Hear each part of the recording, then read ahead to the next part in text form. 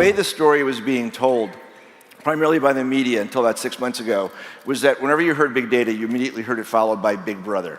And there's certainly a lot of things we need to worry about. It's not, we haven't ignored this in this project, but I think for the most part, it's actually a very positive story. What I love is that what one person is garbage is somebody else's complete gold. And you're finding this in industry after industry. As people are actually sharing and merging the data, they're finding patterns that nobody would have ever suspected before.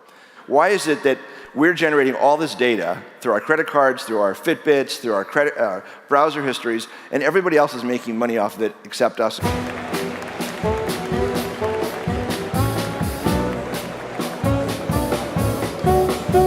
There's a lot of truth, there's a lot of hype, and we got to ask ourselves, what's the truth, what's the hype, where's the separation? Finally, the data scientists are taking back.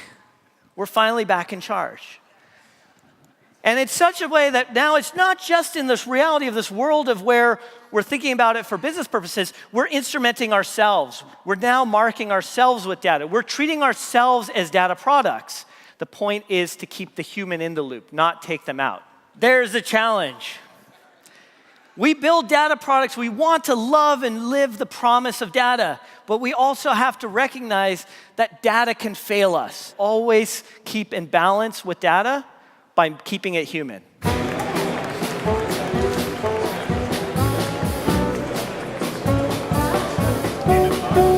We decided to build net native education, the education the internet deserves, not education that you take from offline and bring online. 21st century literacy.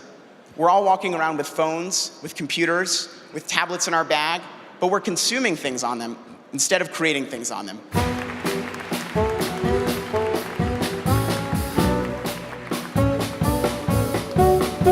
The most important thing is not to take the authority that we've had for many years for granted.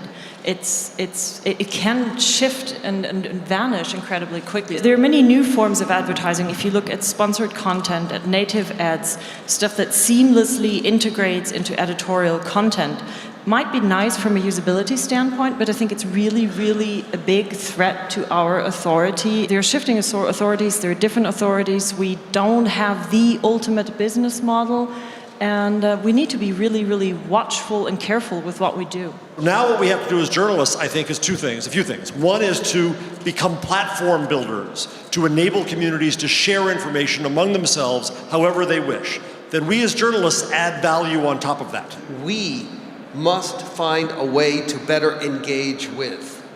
Not only for information to go to them, but information to come to us and to them, each other, through us. As we go forward, we need to find a sustainable economic model, not just one that reaches many, many people. What Google can do, at least for folks like us, is index us better. We must defend speech. Full stop.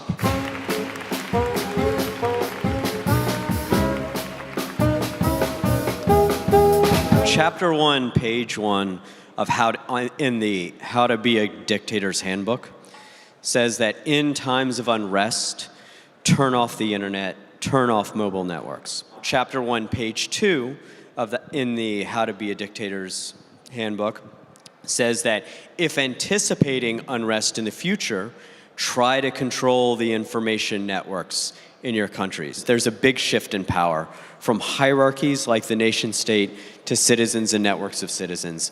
And technologies like Twitter facilitate that shift in power.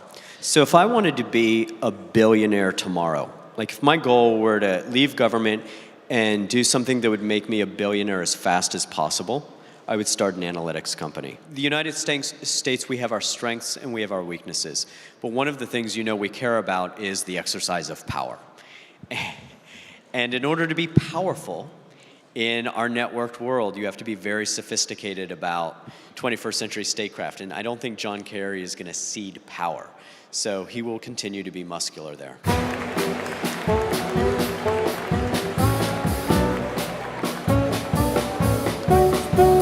So a key characteristic to look for, and the Y Combinator founder, Paul Graham, wrote an excellent essay on that, is a brilliant entrepreneur with what seems like a berserk idea. And there's a problem with this, too, because bad ideas great ideas often look like bad ideas, but bad ideas almost always look like bad ideas. And that's what makes it so complicated.